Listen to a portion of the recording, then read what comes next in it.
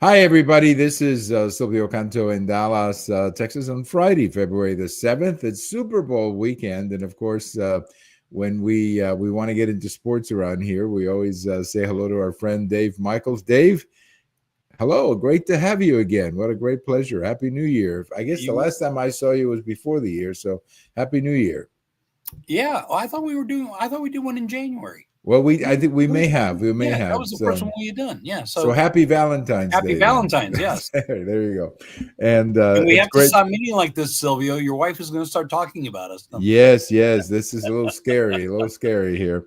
But anyway, it's so nice to chat with you tonight because there's a big game on Sunday. If you haven't heard, you heard that, Is right? there? Yeah, the big game on Sunday You know, in New somebody asked me. Orleans, right? New Orleans, right? Yeah. It's in New Orleans, yeah. It's in the Big Yeah. Easy. But someone asked me, he said, what do the Cowboys do after they win the Super Bowl? They turn off their Xbox. But I mean, Yes. come on. So there you go. Well, I'm trying to remember now. Now that you mentioned the Cowboys, they won the Super Bowl. Um, they won a Super Bowl in Houston, right? Didn't they win one in Houston? No, no. I'm going back to the old. I mean, they beat The, Miami. Where did they beat they beat Miami? they beat Miami in Tulane Stadium in New Okay, Orleans. all right. They beat the Broncos in the Superdome in New Orleans. Then they Okay, went out to Pasadena and they beat the Bills. And then they went okay, to Atlanta and beat the Bills. And then they right, went to Tempe, Arizona and beat the Steelers. Those are right. your five Super Bowl There's wins. five Super, and then the three losses were twice against the Steelers, and where were At the those? Orange Bowl, Both. yeah, Okay, all and three were lost in the Orange Bowl. They oh my lost to goodness, right. Baltimore, not Indianapolis, That's right. Baltimore in Super Bowl V. In that last minute kick, right? Right. Jimmy O'Brien, Yeah, that last minute field goal. Yeah, also yeah. known as Lassie. That was But his I was nickname. going to tell you that I was going to tell you that I have a post coming out Friday where I talk about my experience with the Super Bowl. I guess you and I are old enough to remember all of them. And the very first Yes, time, we are. first Super Bowl, we might even call the Super Bowl. It was what, the AFL NFL championship game. Yeah, it was the And NFL AFL championship between Green right, Bay and Kansas City. Green Bay at that time was a dynasty. They were a yes, monster. they were the great Packers. And I Yeah. remember, maybe you remember this too, but I remember I watched the game with my dad and my brother, and I remember all the pundits were saying back then, that it was like, come on, why are the Packers even on, trying to prove something against Kansas City? But the Lombardi went out and they played hard and they beat Kansas City. They beat Oakland the next year. Max But McGee was hung over in that game and scored yeah, 2 touchdowns. right. And was it Willie Brown, Yeah.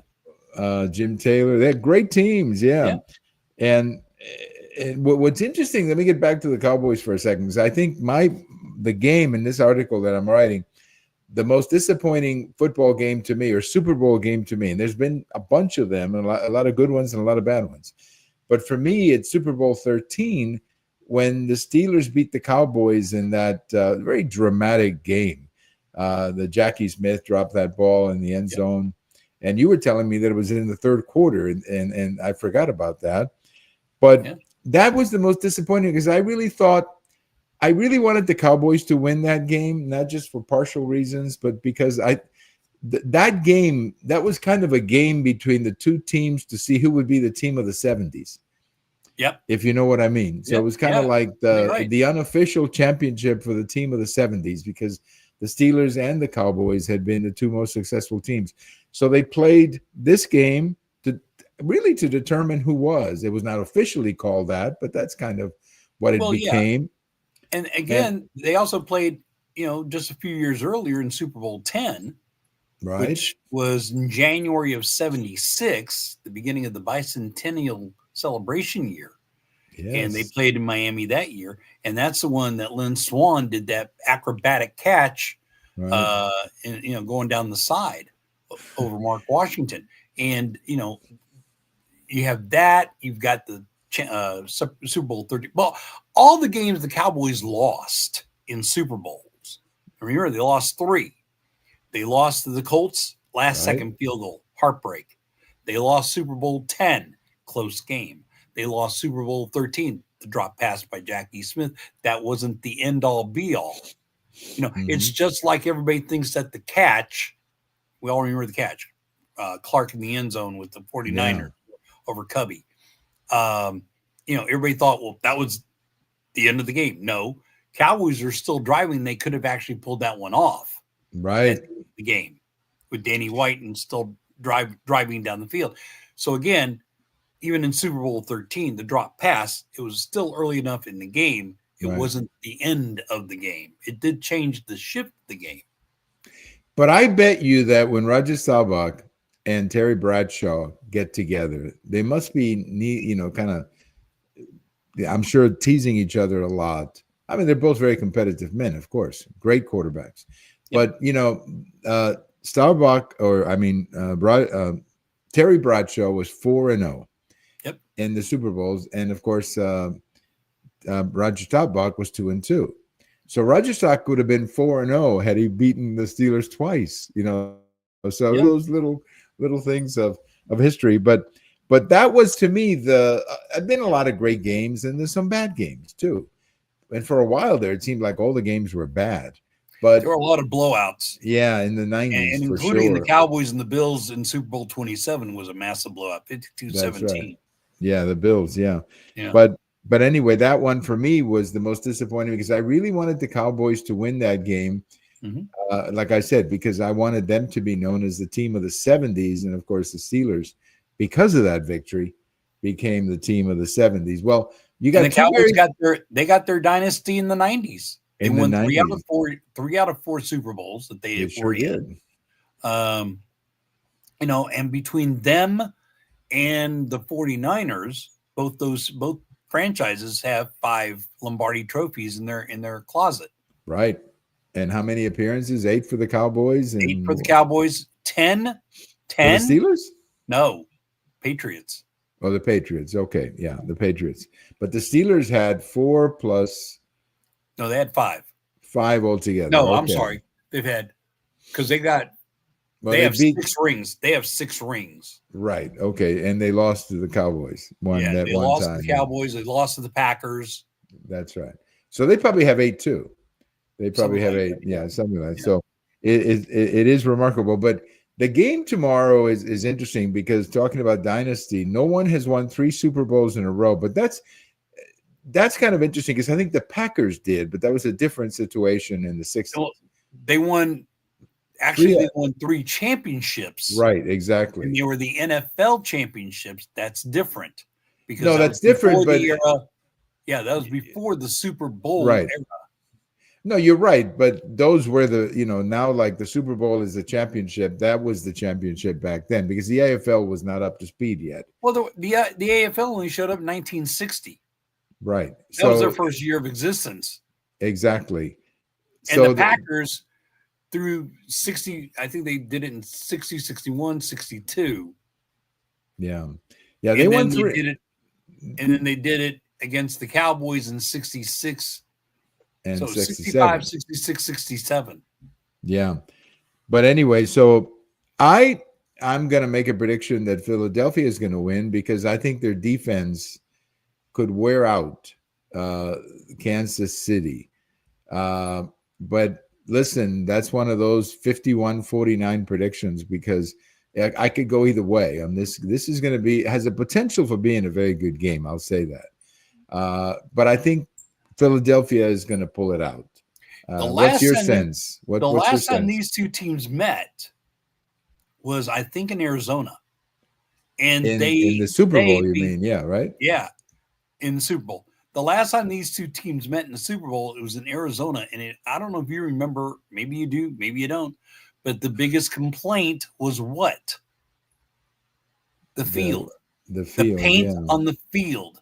The players were talking about the slipping of the, going across logos that were painted on the field because the paint, for whatever reason, didn't set, didn't seed, whatever the complaint was, they had that complaint. Mm-hmm. Eagles complained about it the loudest. So here they are in New Orleans, the Superdome, which is held probably if not the most Super Bowls, probably close to it, since 1977. And Super Bowl 12 was the first Super Bowl played in the Superdome. And the field, I'm told from those who are there, I've got friends that are covering the game, not just with local TV, but with also social media and what have you. And they're all talking about how the field isn't just, it's an artificial surface.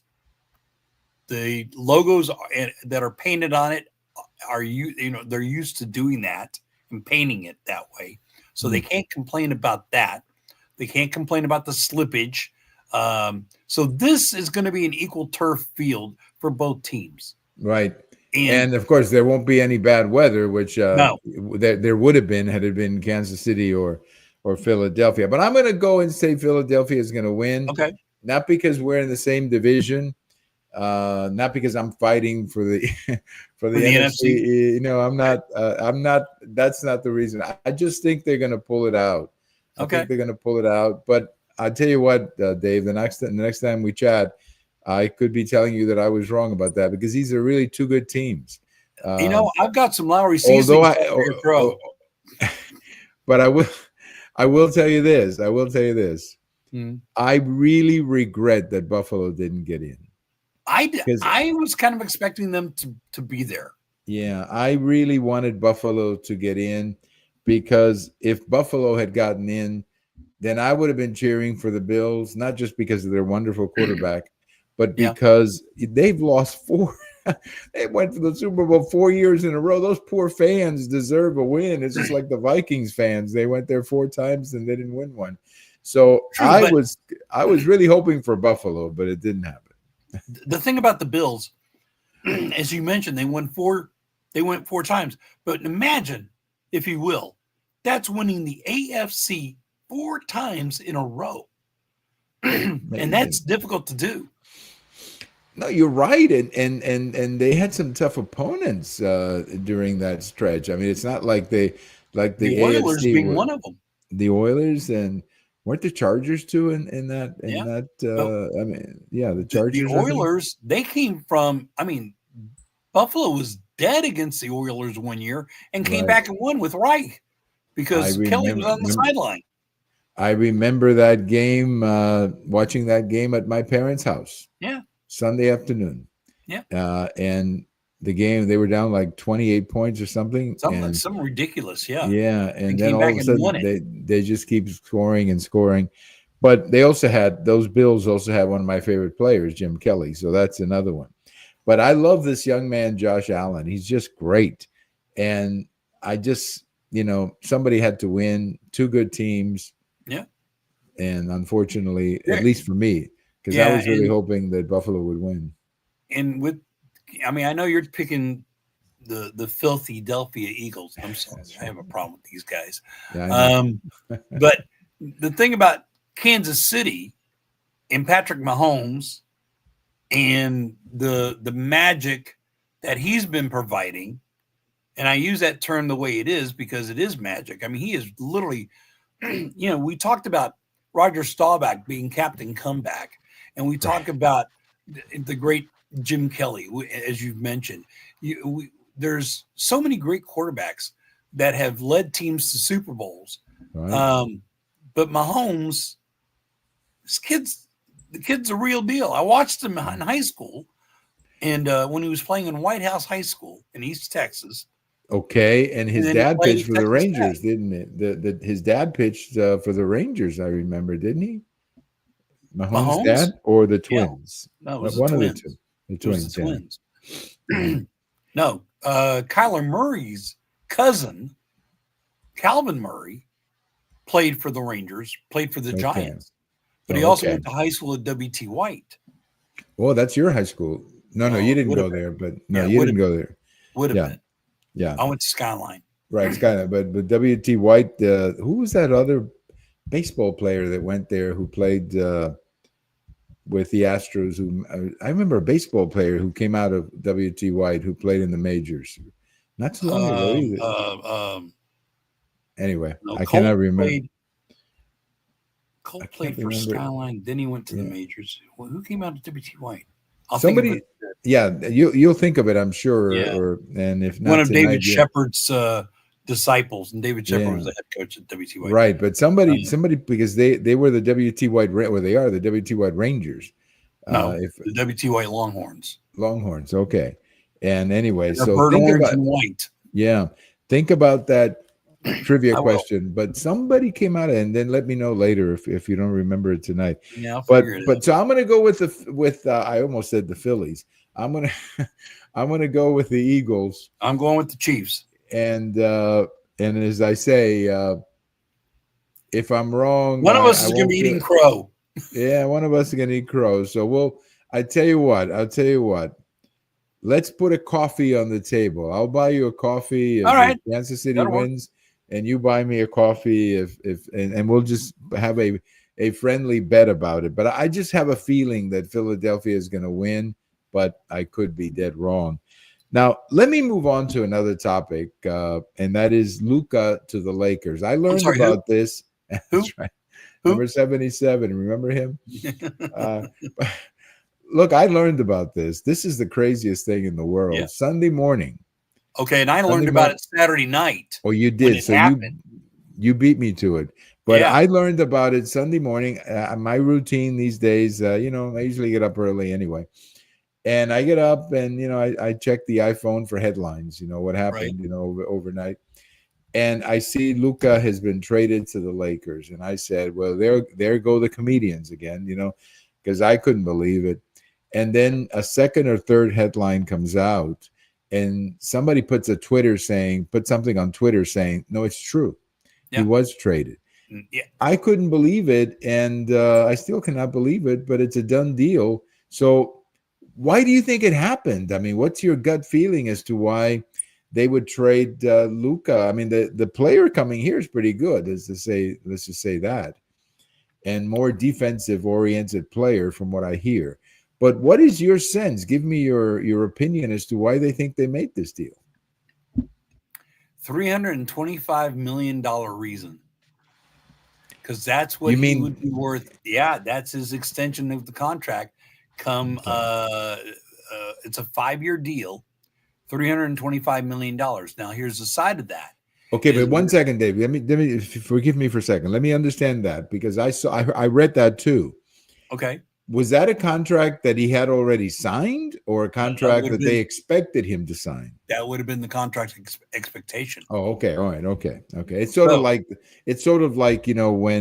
when a free agent in baseball gets traded because you don't want to have to pay him next year. You don't want his contract. Right. Okay. So it's sort of like that. Okay. I'm glad you explained it because I didn't understand what they were saying. But now I see this is the money that they expected him to make if he stayed with that would have been the extension. It's a 5-year deal at $325 million. Okay. So that makes sense. Now I understand it. Thanks for explaining it. Well, here's the other side of the dollar amount now, because there's more to it. With him going to the Lakers, Luka loses $116 million. Oh, in taxes? No, in the contract. Because as he goes to the Lakers, that extension doesn't always travel.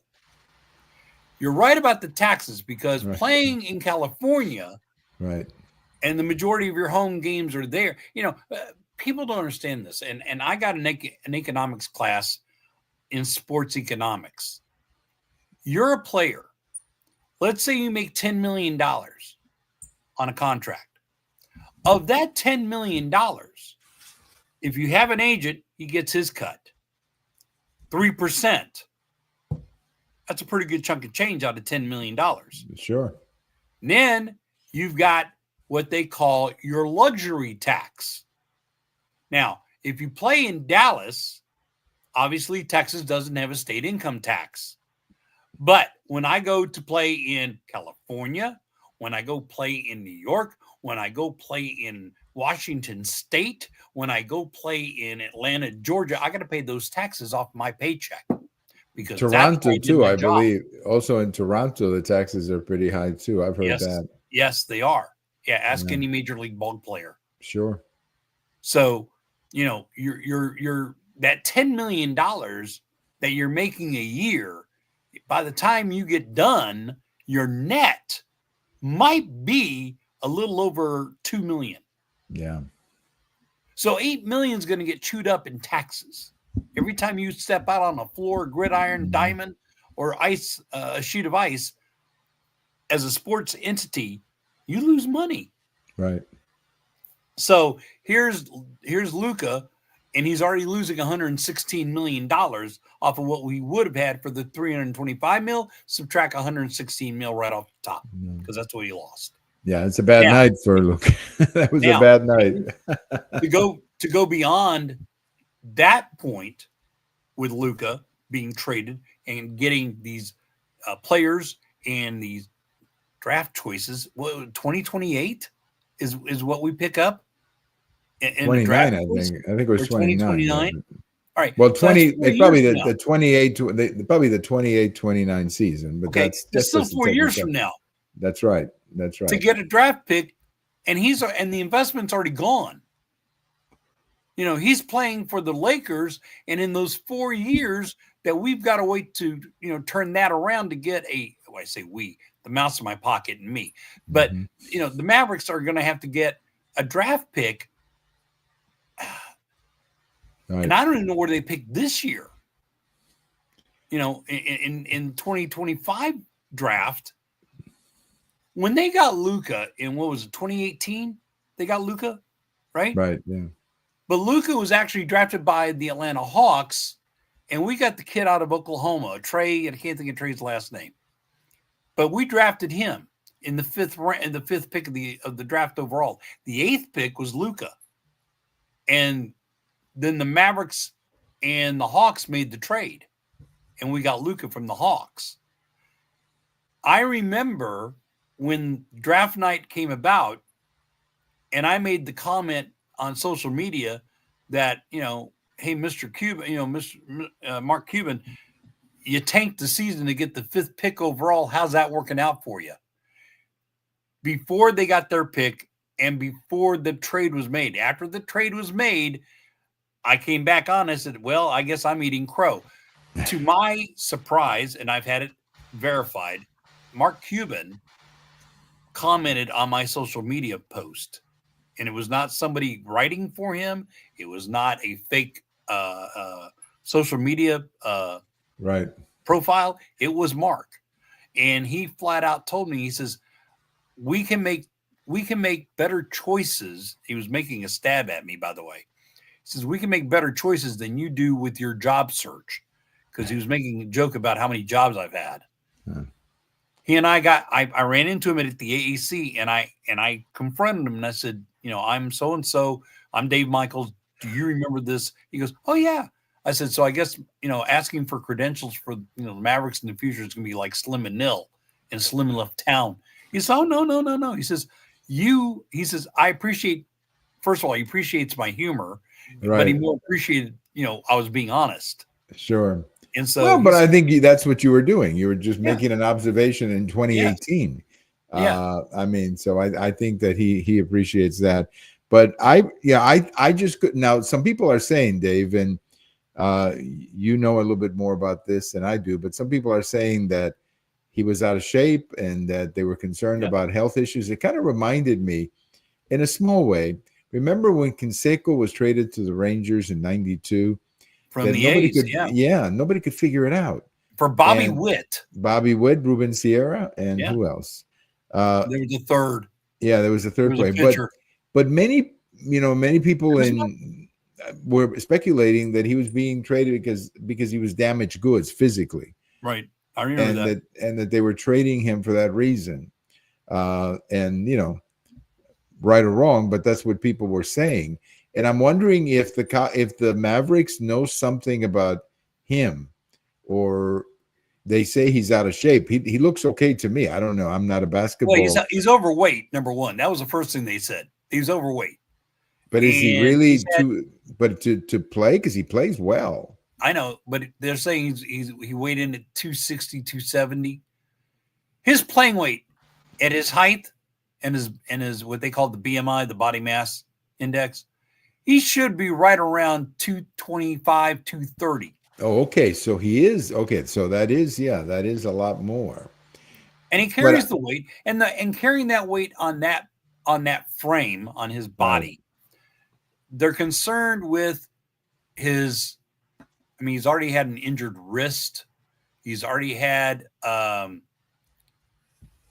leg issues, with hamstring, calf pulls, and things such as that. So I can't say he's damaged goods because I don't think he is. Does he not take his physique, and does he not take his discipline of being, to work out more seriously? I don't know. They compared him when we first got Luka, they compared him to the second coming of Dirk Nowitzki. Right. Maybe I so. Remember that. Man. Maybe so. But with Dirk, we never saw Dirk out of shape.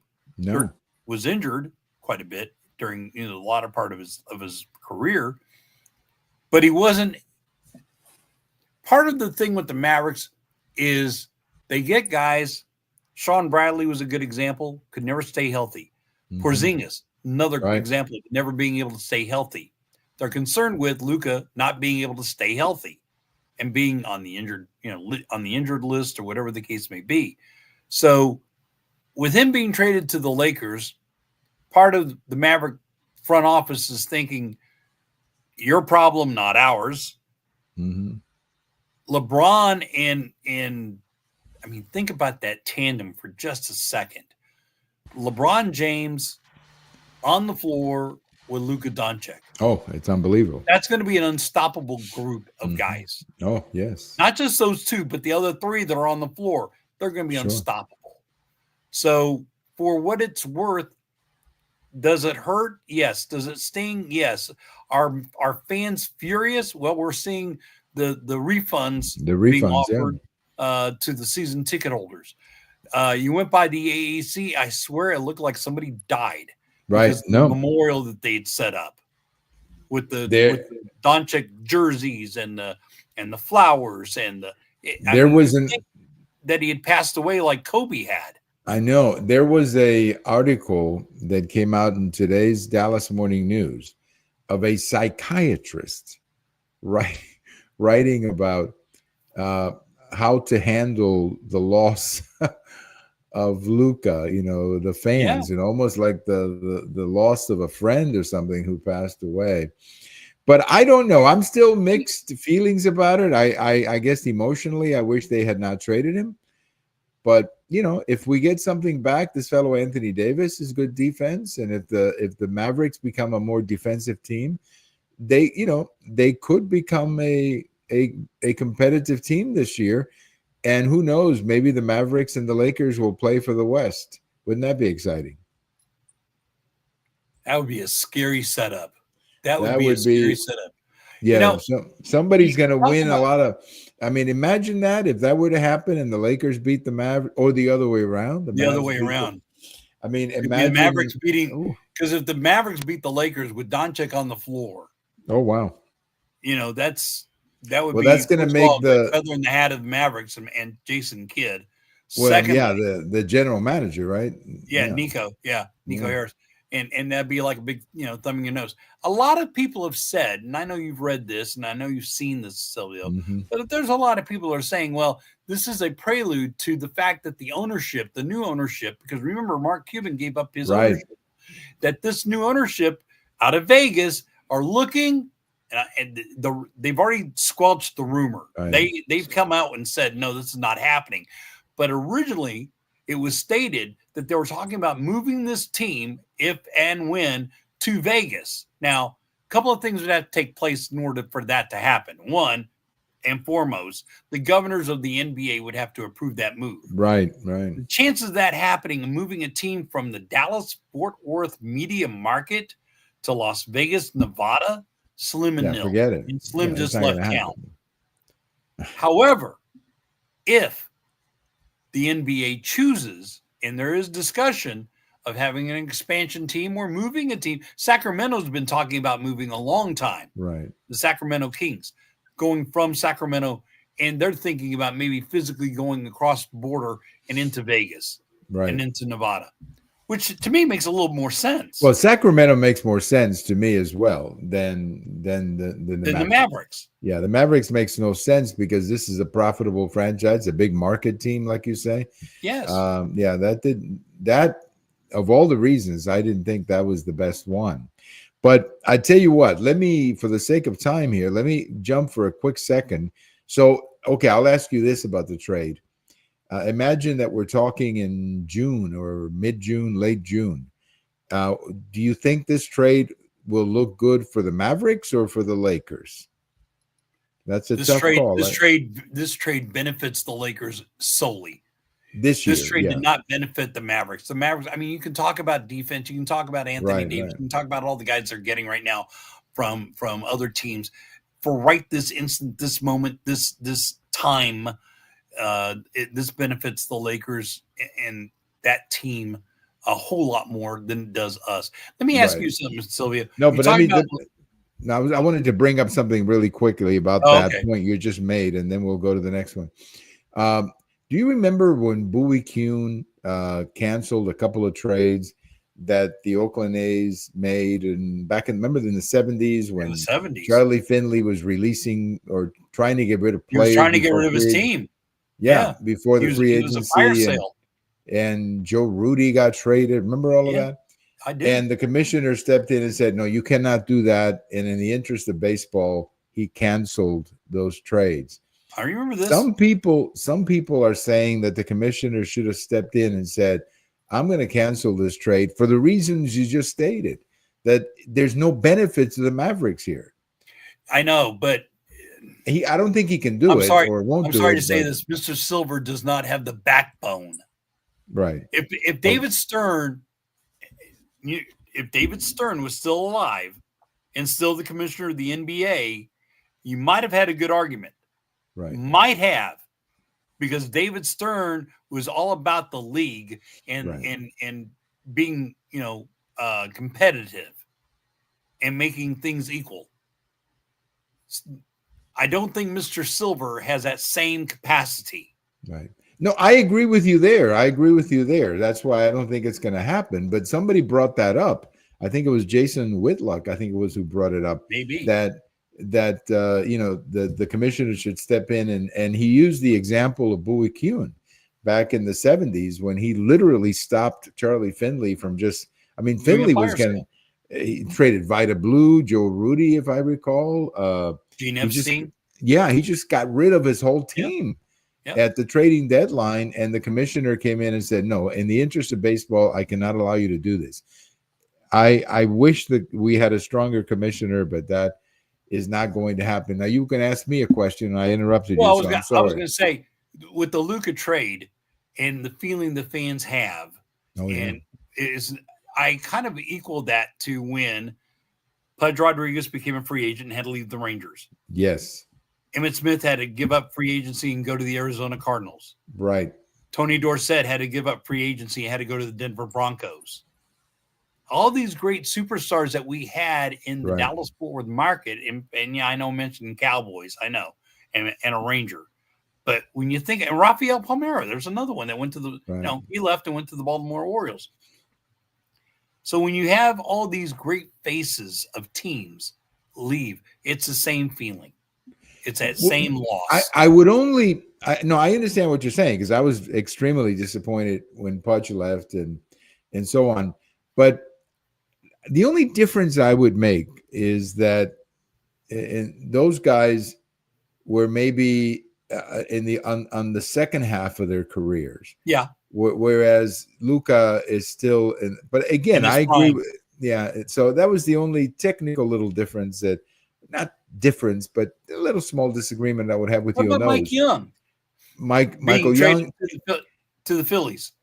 But here's two other trades that were in this town that turned out to be logical, and that was, for example, when Herschel Walker was traded to the Vikings. That was, and then remember Teixeira got traded.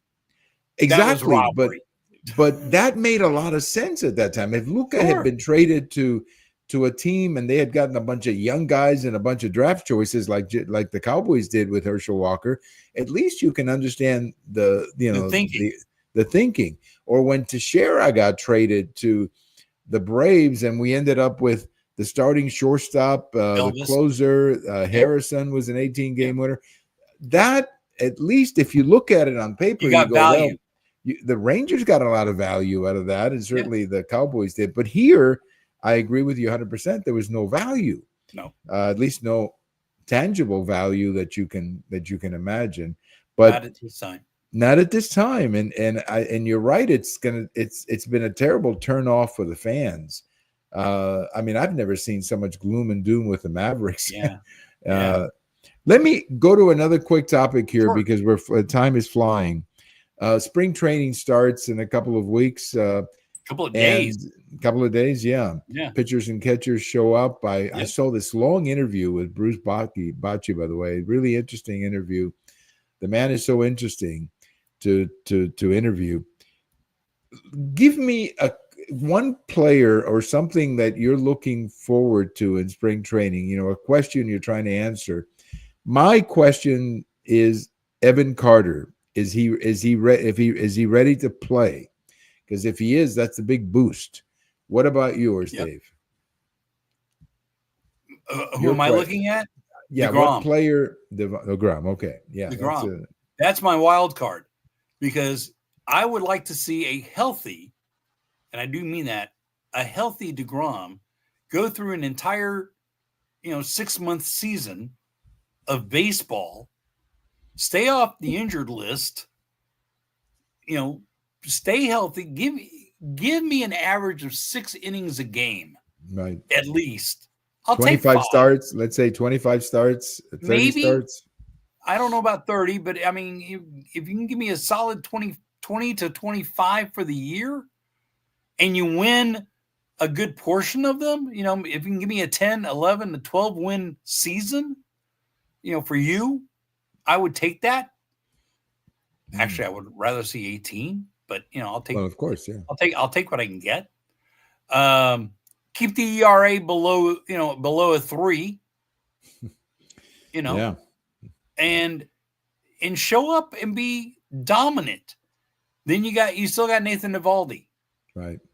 No, but I think you're right about DeGrom. That's a great 1-2 combination. It sure is. And if you get into the postseason, that's an unbeatable. But if DeGrom, you're right. If DeGrom can give you, can I don't know, win at least 10, maybe even as high as 12 or 13. Yeah. I will make a prediction. If DeGrom is healthy this year, he will be starting game 1 of the World Series. Okay. For the Rangers. Because who else, what other team in the American League would they would have to beat the Yankees probably. Because what other team do you think in this year? Yeah, give me another team in the American League. I'm not counting out Cleveland. Okay, that's a good team. Yeah. I'm not counting out. I mean, in the West, Seattle maybe Seattle. They'd be a wild card probably Oakland, at least. Oakland's dead on the vine. Yeah, for all intent and purposes. Sure. The Astros. Well, the Astros are in decline, and if I'm an Astros fan, I'm really disgusted that they couldn't sign Bergman, right. And they traded, the right fielder, King. Name escapes me right now. The right fielder, they traded him to the Cubs. I mean, those are their guys. Right. So why? But here's a fire sale. But again, here's a fire sale for the Astros, and more importantly than that, what are they getting in return? Well, that's it, and that's the part that bugs me. I mean, if you're gonna downsize like they did with Teixeira, like they did with Herschel Walker, fine, I get that as a fan. You got to do that once in a while, but get something back. Yeah, and the Astros are. I mean, I'd be angry if I was an Astros fan by what management is doing. But okay, so you see Cleveland, the Yankees. Maybe Seattle in the division. Maybe Seattle. As far as the Central is concerned, I mean, maybe outside of maybe Toronto. Well, I don't. I'm hoping. I'm saying this because I kind of like the youngsters that I see in the Tiger organization. Well, that they could win the Central. Yeah, you're right. They could be the Central, and they have the pitching to do it. Yeah. And on the National League side, I think all roads are going to have to go through LA Right. again, Right. and maybe I think there's a dogfight between LA and Atlanta. Right. And that's what I'm saying, that you're exactly right about the National League. I agree with you, which is why I'm saying that I'm not sure who's going to win the National League. It's easy to pick the Dodgers, but the Braves are always tough. But I really believe the Pirates come back around. The Phillies are always tough. Yeah. The Mets too, But by the way, I'm really happy that Pete Alonso signed with the Mets. I like him a lot. But I will tell you that I don't care who wins in the National League. If DeGrom is 75% of who he can be, he will be starting the first game of the World Series against whoever the National League winner is. That's my prediction. And I'm not sure what to bet you yet on that, but let me think about it. Well, we already have a cup of coffee on the Super Bowl. Well, that is settled. But as far as the World Series is, let's make that bet conditional to. I don't know. We'll figure out the bet sometime in the summer. I'm thinking barbecue. All right. Well, that's not a bad idea. But we'd have to find a sponsor for that one. Yeah. We got to get to that one. Yeah. But I will tell you this: the DeGrom that I saw pitch in September, even if it was just very quickly, 2 or 3 innings or whatever, he was unhittable. His stuff, I've seen him pitch opening days. I've seen him pitch, with another team, with the Mets. On television, I saw him pitch a few times. This guy's unhittable. Well, he's got his arsenal is so filthy, and I use that term correctly. Yes. It is filthy. Stand at home plate, put a baseball bat in your hand, and try to hit what he throws. I know. That's what I'm saying. That's what I saw those games. He pitched in Seattle, I think, in September.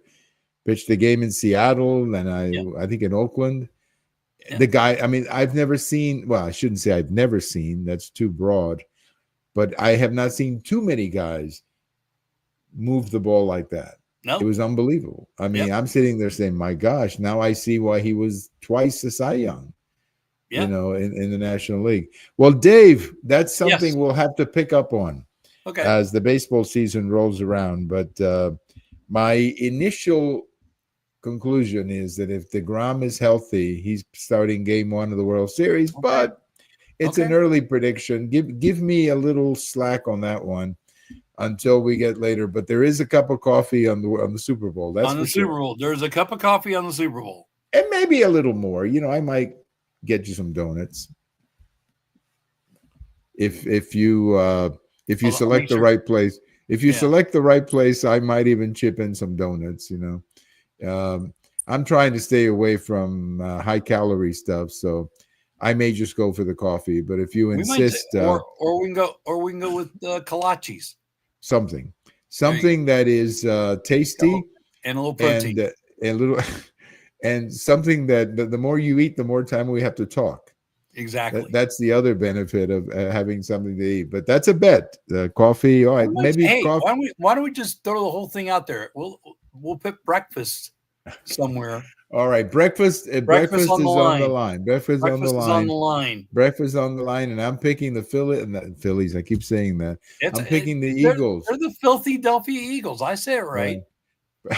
Sorry, JR. So I'm going with the Eagles.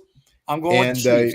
You're going with the Chiefs, and there's a breakfast on the table. There's a breakfast on the table. We will enjoy that sometime in February or March, whenever we have a free morning.